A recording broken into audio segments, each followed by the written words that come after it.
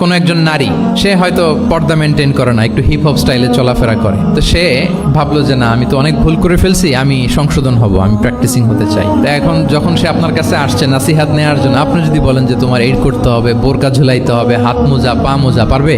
এ বলবে আগে যা ছিলাম ভালোই ছিলাম। তাকে একটু একটু করে বোঝাতে হবে, মানে এই হেজাব এটা কেন, কাভারিং আওরা এটা কেন কেন এটা করতে, এটা বেনিফিটটা আগে বুঝালেন যে Islam consider women as a queen, নারীকে ইসলাম কি হিসেবে কনসিডার করে?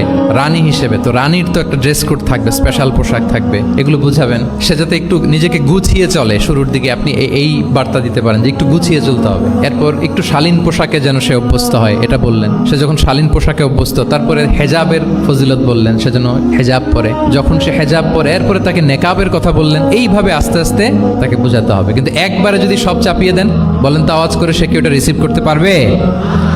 কারণ এই যে গ্রাজুয়ালিটি আর তাদাররুজ, এই সিস্টেমটা আপনি ভায়োলেট করেছেন।